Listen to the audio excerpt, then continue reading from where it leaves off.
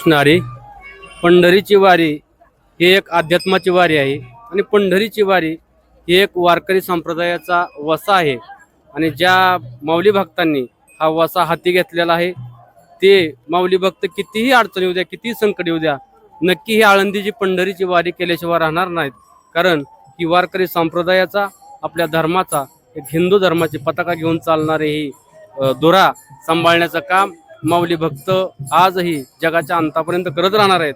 पण मला एक सांगायचं आहे, खऱ्या अर्थाने पंढरीची वारी ही केल्यानं काय होतं, तर पंढरीची वारी जर केल्यानं तर काम क्रोधावरती विजय मिळवण्याची ताकद या वारीमध्ये मिळू शकते. आणि वारी या शब्दाचा एक अर्थ असा आहे की वारी म्हणजे एक सगळ्या 18 पगड जातीला घेऊन एकत्र चालणारी ही वारी आहे. म्हणून इथं प्रत्येक येणाऱ्या वारकऱ्याला माऊली हा शब्द केला जातो. कारण ज्ञानराज माझे योगियांची माऊली, कारण माऊली ही संपूर्ण जगाची आई आहेत. म्हणून या वारीमध्येच फक्त माऊली चला पुढे असं म्हटलं जातं. ही वारकरी संप्रदायाची ही वारीची एक पद्धत. रामकृष्ण हरी. हे आमचे दिंडी जे आहे ते उत्तरेश्वर दिंडी विंडणी, या दिंडीचे चालक या ठिकाणी उपस्थित आहेत अनिल भाऊ शेंडे.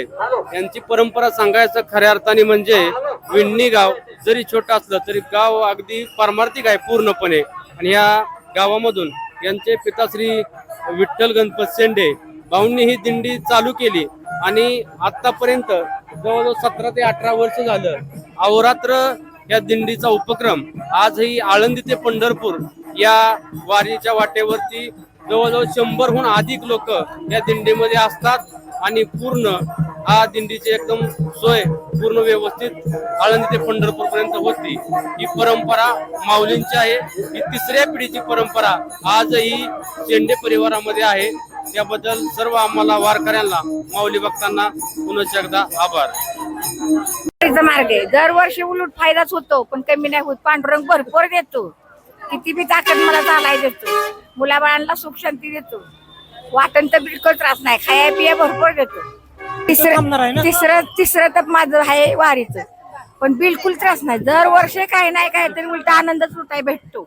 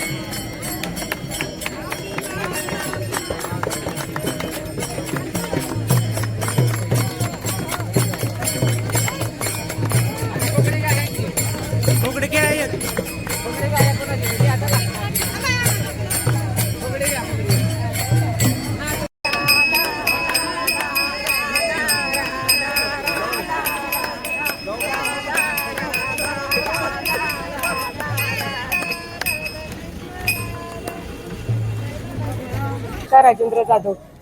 मी फलटण मधले उत्तरेश्वर दिंडीमध्ये माझी दुसरी वारी सुरू आहे.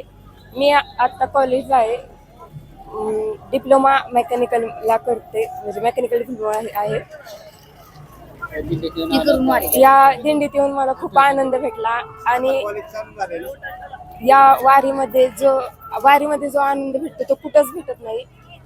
हा सुख सोहळा स्वर्गी नाही असंच म्हणता येईल. धन्यवाद. माझं नाव दिलीप सपाणा भंग बिडणी, तालुका फलटण, जिल्हा सातारा. माझी ही 9वी वारी आहे. 2014 पासून मी वारी करत आहे. कुठं असाही आनंद मिळत नाही ह्या वारीत आल्यापासून. मन आनंदी आणि टेन्शन विरहित राहतं. उत्तरेश्वर दिंडी विडणी, विठ्ठलराव शेंडे दिंडी चालक आणि सर्व प्रकारची, सर्व धर्माची, जातीची लोक या दिंडीत आहेत.